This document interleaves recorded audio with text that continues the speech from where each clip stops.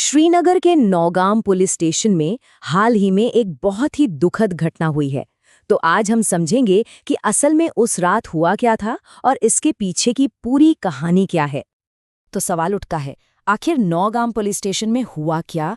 देखिए, ये कहानी जितनी सीधी सादी दिखती है ना, उतनी है नहीं। इसमें कई परतें हैं।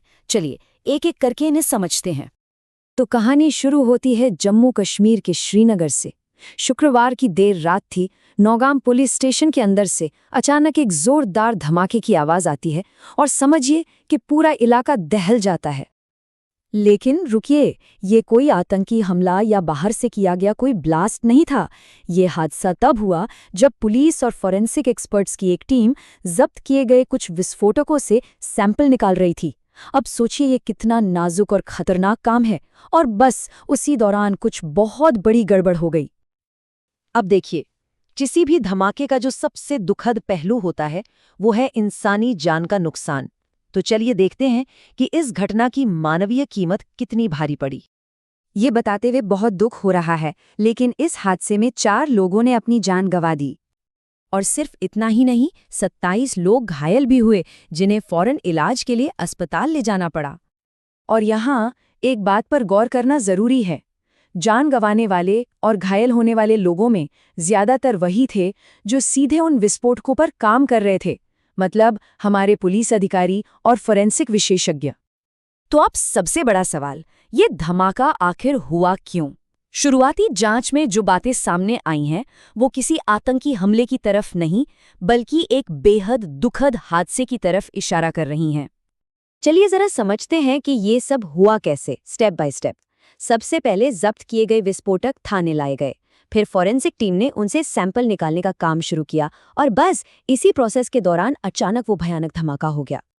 तो अभी तक जो समझा जा रहा है वो ये है कि जब सैंपल निकालने के लिए उन विस्फोटकों को हैंडल किया जा रहा था, तो उनके किसी एक हिस्से में, किसी एक कॉम्पोनेंट में गलती से डेटोनेशन हो गया। मतलब वो अचानक से फट गया और उसी एक चिंगारी ने इतने बड़े हादसे को जन्म दे दिया। ठीक है, ये तो समझ आया कि धमाका कैसे हुआ, लेकिन सवाल ये है कि इतने खतरनाक विस्फोटक पुलिस स्टेशन में आखिर कर क्या रहे थे? ये आए कहाँ से? इसका जवाब एक बहुत बड़ी और हालिया जांच से जुड़ा हुआ है। असल में ये विस्फोटक हाल ही में भंडाफोड़ हुए एक व्हाइट कॉलर टेरर मॉड्यूल से बरामद किए गए थे। अब ये जो टर्म है ना, व्हाइट कॉलर टेरर मॉड्यूल, इसे समझना इस पूरे मामले के लिए बहुत ज़रूरी है। तो ये व्हाइट कॉलर टेरर मॉड्यूल आखिर होता क्या है? देखिए, ये टर्म एक ऐसे शातिर आतंकी नेटवर्क के लिए इस्तेमाल किया जाता है जिसमें ऐसे लोग शामिल होते हैं जो सामने से आतंकवादी बिल्कुल नहीं लगते।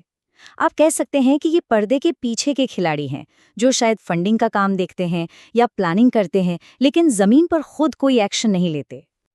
और इस केस से जुड़ी कुछ और बातें भी हैं जो बहुत अहम हैं। पहली बात, ये विस्फोटक फरीदाबाद से जब्त किए गए थे। दूसरी, इनका लिंक एक बहुत ही सोफिस्टिकेटेड, यानी कि एक बड़े और शातिर नेटवर्क से बताया जा रहा है। और तीसरी, जो मात्रा बरामद हुई थी वो बहुत ज्यादा थी। तो अब सवाल ये है कि आगे क्या होगा? जाहिर सी बात है, इस पूरे मामले की बहुत गहराई से जांच की जा रही है। ये पता लगाना सबसे जरूरी है कि चूक आखिर हुई कहाँ, ताकि भविष्य में ऐसे हादसों को रोका जा सके। हाँ, एक बात याद रखनी बहुत जरूरी है। धमाके की असली और एकदम सटीक वजह क्या थी, ये तो पूरी फोरेंसिक जांच के बाद ही साफ हो पाएगा। अभी हमारे पास जो भी जानकारी है वो शुरुआती जांच पर आधारित है।